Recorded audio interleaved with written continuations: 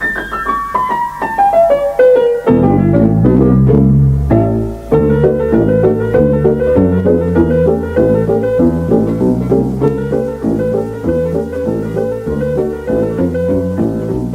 was with some consternation that I learnt that the first lesson at which I was to preside as a schoolmaster at Oundle was Scripture.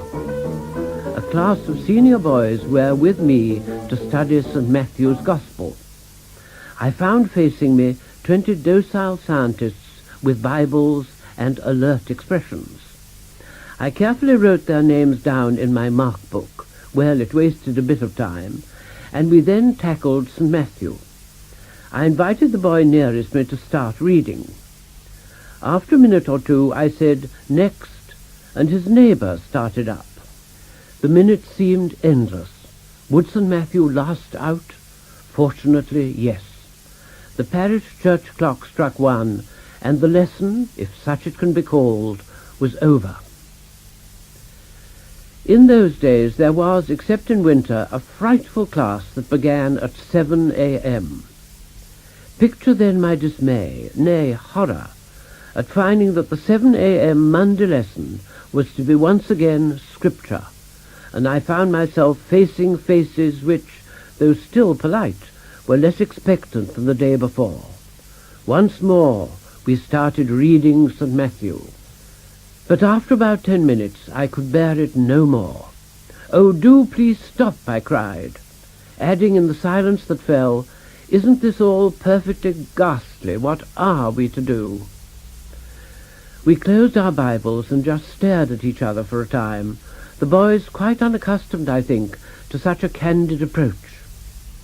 Then I said, "I tell you what, if you promise not to spread it abroad that we've dropped St. Matthew, we'll read something that ought to interest you more. Have any of you ever heard of Aldous Huxley?" And so then, and in the years to come, we had a lively series of readings. We read Brave New World. We read and discussed H.G. Wells. We read Cold Comfort Farm. We read anything and everything that didn't bore and wasn't by St. Matthew, fortunately a limited pen. In the Scripture Higher Certificate examination in July, several of the boys got naught, and I was told that one examiner had registered a complaint of blasphemy, but no Oundelian censure ever reached me. Of course, my main subject was French, and here I was helped in my struggle against boredom, for it was possible to invent short scenes for boys to act. A tremendous row in a greengrocer's, say, about the cost of cabbages. "Je refuse absolument de payer." Or a scene in a doctor's consulting room, with a patient moaning, "Ah, que je souffre," and a spirited death or two, "Allez chercher le gendarme." With older boys there was enormous pleasure and profit to be had from the short stories of Maupassant, from the superb, if hackneyed, Lettres de Montmoulin, and from Mérimée Colomba, full of Corsican feuds and vendettas. I insisted on portraying Colomba, making a fine ass of myself as a fiery lady ranging the Maquis on horseback, with murderous intent and absolutely no sense of humour. My theatrical yearnings gradually were assuaged, for the simple reason that teaching is in itself a form of acting. As in the theatre, no good will come of teaching unless you give the public in palatable form what it wants and requires. Rather than see yawns and glazed eyes, I would have stood on my head. I used to be able to. I don't for a minute think I was always successful, but the attempt was there. And there was at Oundle another theatrical outlet. For a long time, members of the staff had produced, every 2 or 3 years, a homemade entertainment. During my time as a boy there, I witnessed 2 of these affairs, and I have to confess they embarrassed me greatly, for they were appallingly under-rehearsed, and most of the material was feeble. It was thought to be funny if they all wore rugger jerseys and sang "Blow the Man Down." And there was, I shudder to recall, that most dreadful of audience participations, community singing. But now I set about trying to improve it. I felt that at least it needn't be under-rehearsed, such an insult to an audience. And for a year we amassed material, tried out possibilities, and assessed talent. Gradually the entire staff came to like the idea, and we arranged for each master to have his moment of glory.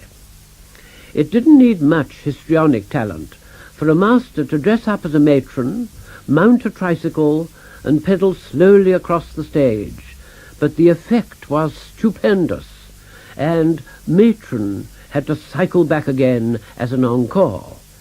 There were in my time 2 finales of which I was very fond.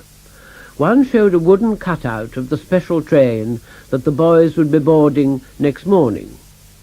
At one point the window of the only first-class compartment rattled down to reveal the face of the then headmaster, Graham Stainforth, angrily fuming at the train's late departure. The other showed the entire staff against a fir-tree background. They were singing "It's a Grand Night for Singing," while snowflakes, shredded exam papers, fell gently. On the final note, every master pulled out a brightly coloured silk handkerchief and waved it, and the sudden flash of brilliant colours among the falling snow was highly effective. And thus it was that after a year or 2 of teaching, it was borne in on me that I had taken to schoolmastering like a rather plump duck to water. This, in spite of the fact that previous headmasters hadn't believed in cosseting the staff, and some austerities lingered on. Until the mid-30s, there was no master's common room. There was one remote single-seat lavatory at the end of an upper corridor, and life was hard on the weak bladder. The sole mid-morning interval was spent in the open, or, on wet days, huddled with the boys in the so-called cloisters, while the enuoretics bicycled hurriedly home. There was no coffee or tea, for where could it have been served? But nobody resented the lack of creature comforts. We were all far too busy to grouse.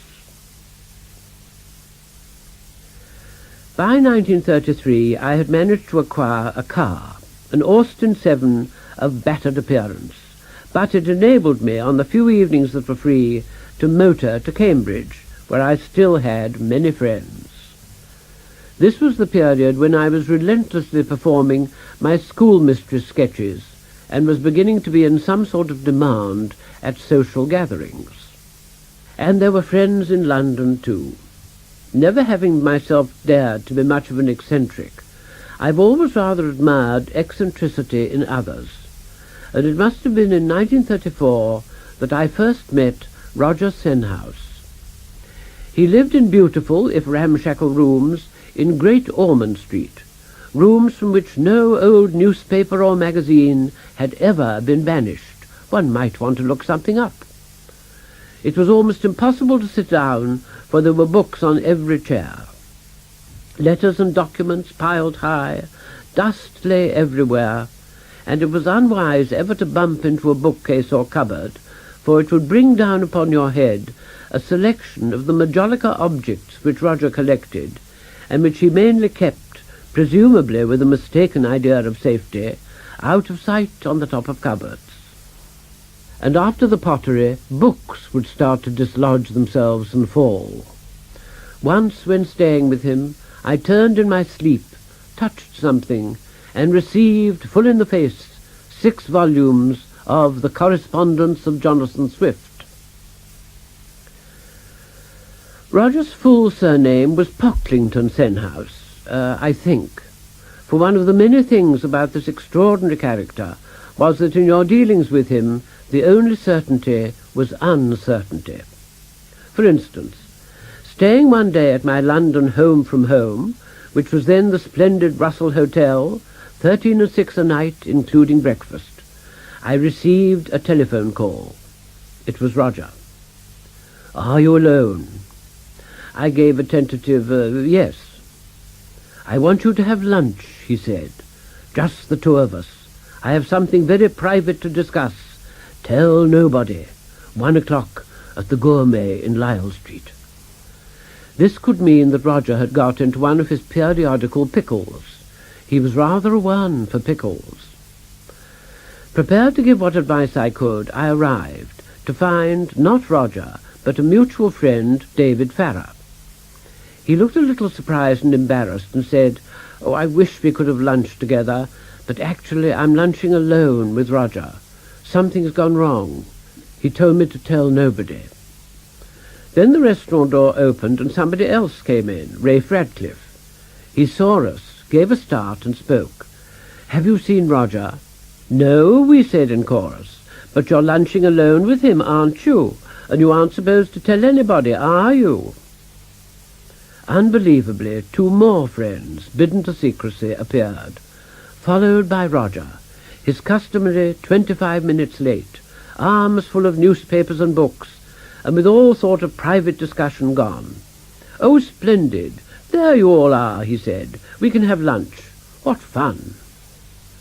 When we broke up, he said, A, that he must go to the city, which lay to the east, B, that he must go to Hatchard's, to the west, C, that he must go to Rye, rather far off in the south, and he eventually disappeared, walking very fast up Wardour Street to the north.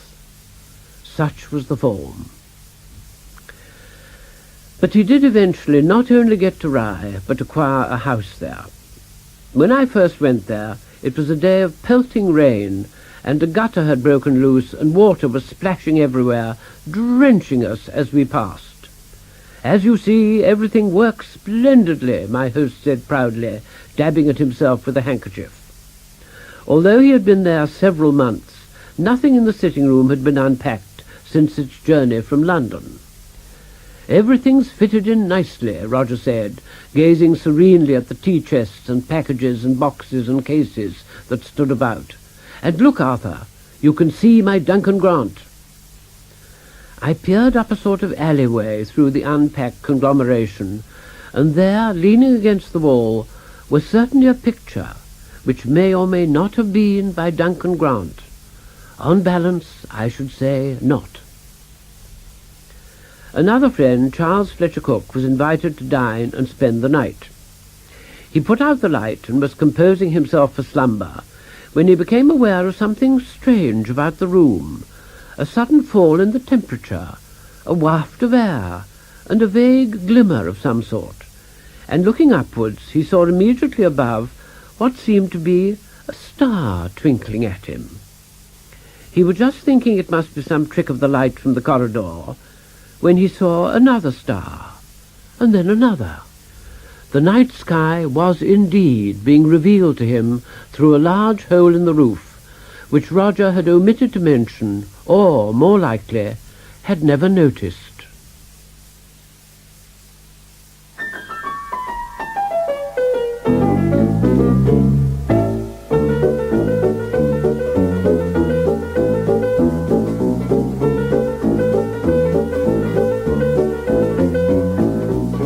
In 1935, I started to review books for the New Statesman. They were books of rather a specialist nature, namely girls' school stories, and so in every Christmas number up to the war, when such junketing ceased for the duration, I could hardly be found in the officers' mess eagerly reading the latest Angela Brazel.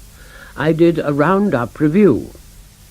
Later on I graduated to additional periodicals and to more adult books.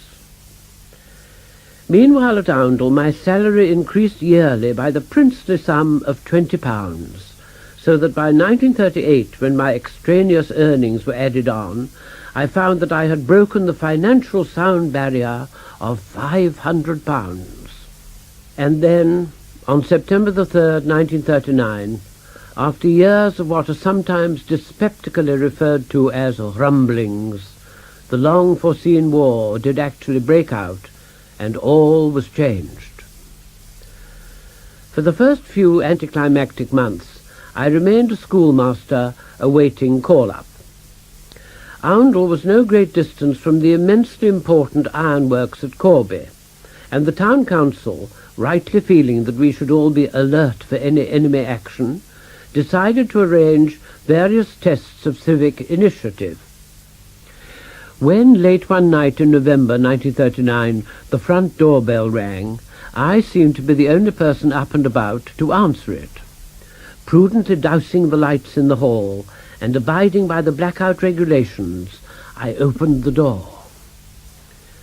Just visible in the dim light was a diminutive female figure. She spoke lugubriously. "I'm a high-explosive bomb," she said. She was, of course, no such thing. I recognized her at once as an assistant in one of the town's 2 drapery establishments. However, swiftly reacting to the challenge, I asked her if, as a bomb, she was supposed to have already gone off, or to be on the verge of going off, or if we were to regard her as being categorized as unexploded. She said she was sorry, but she didn't know. They hadn't told her. The night was chilly, and this menace from the skies looked forlorn and frail standing there. So I asked her if her duties permitted a break for refreshment in the shape of coffee and biscuits. Instantly deserting her post in the carefree and lackadaisical military manner of 1939, the high-explosive bomb stepped briskly in, swiftly downed 2 cups of camp and a handful of oval Maries, and then went off reinvigorated. It was never made clear what I was expected to do when discovering high explosive on the doorstep, but it was generally felt, on discussing the matter with colleagues, that coffee and biscuits was as good an emergency measure as any. Those people who had spent part of their childhood playing charades found themselves at quite an advantage when joining up. A sense of humour, however feeble, was also a comfort. In addition, I had been for some 7 years, if markedly reluctantly, a member of the Oundle School Officers' Training Corps, though I wasn't really what is called officer material. I once, absent-mindedly on a wet day, went on parade with an umbrella. On formal occasions we wore, almost unbelievably now, swords. Would they be sharpened for warfare, one wondered? Schoolmasters with a knowledge of French and German were often enrolled in the Intelligence Corps, and here I found myself, in January 1940, being groomed for stardom at Mitchett, a hutted camp near Aldershot. Here we were lectured to at length, were separated into sheep and goats, and finally inserted into battle dress and packed off to various parts of the British Expeditionary Force in northern France. Although the outwardly impressive Maginot Line actually extended only to the area south of Sedan, the line was frequently and reassuringly shown on newspaper maps as reaching to the coast near Calais. So, on arrival in France, I looked about for impregnable fortifications, but was merely greeted by some barbed wire and a few ditches. Similarly unrewarding was a search for a satisfactory array of tanks, armoured vehicles, and guns. Divisions, too, were known to be pretty thin on the ground.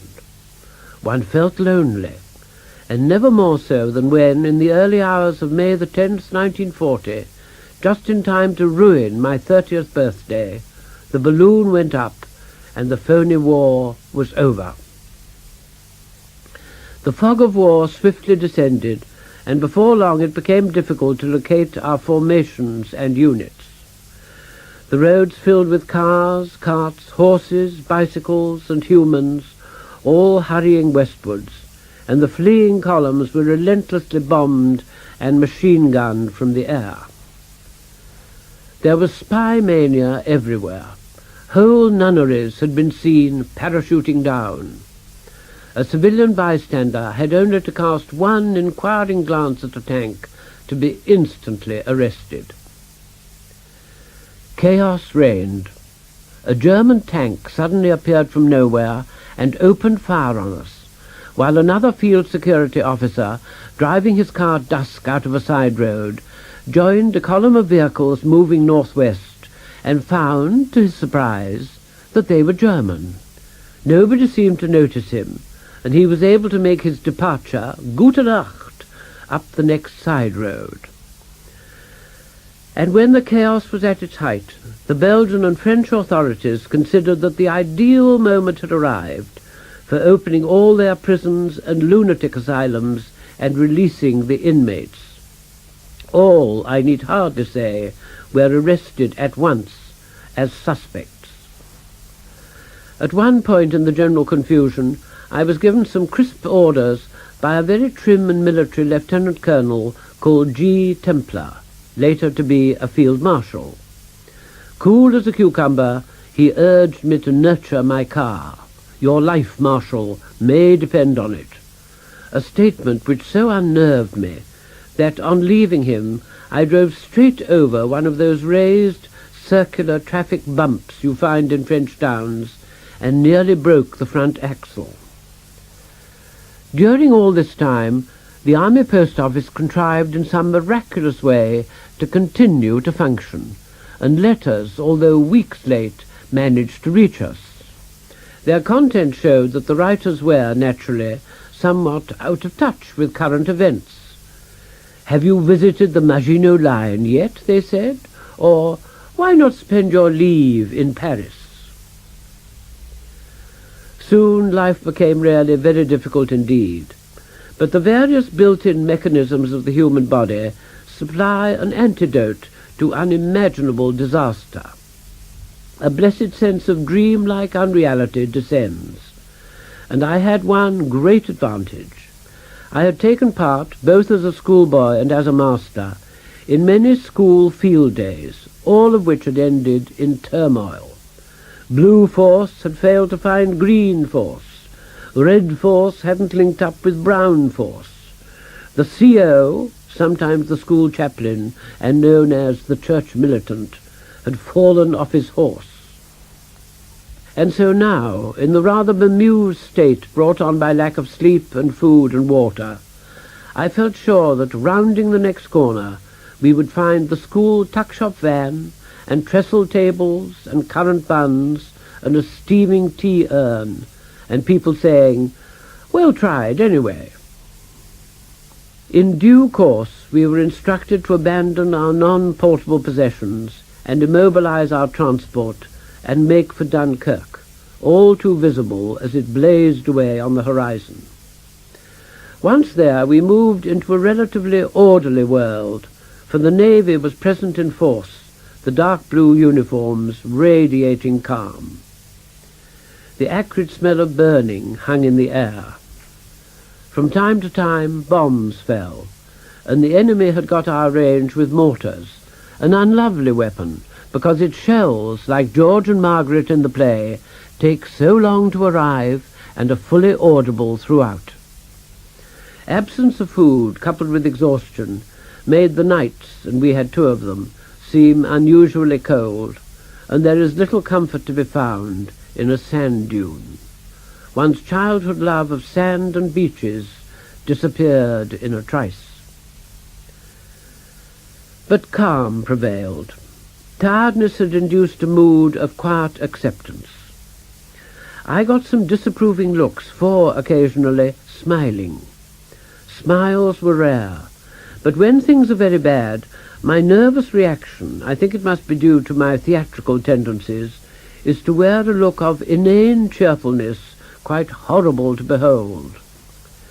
There was another attempt at concealment by a very conscientious major, who, distressed by the scene of devastation presented by the seashore, with its littered stores and equipment and webbing and greatcoats, went round trying, in his own phrase, to tidy the place up a bit. We gave him a hand, as it was something to do while waiting, and we made little piles of uniform here and little piles of webbing there. "That's better," said the Major, giving a final look. But it wasn't. We came home on a small cross-channel French steamer, its decks already jammed with troops. We found space with difficulty, and lying down fell instantly asleep, and thus missed seeing the historic armada of small boats that was already setting out for Dunkirk on that soul-stirring mission. The organisation at Folkestone, where we put in, was beyond all praise. Food, water, cups of tea, welcoming faces. Kind WI ladies dispensed sweets. How about some chocky, one kept saying, red-eyed, as we filed past. The trains left every 20 minutes or so, bearing us away to army camps all over the country. And as we set off, the windows of houses all along the line were filled with people waving and cheering and shouting. Children stood on embankments and fluttered flags. Cars blew their horns. Good heavens, somebody said. Whatever would they have done if we had won?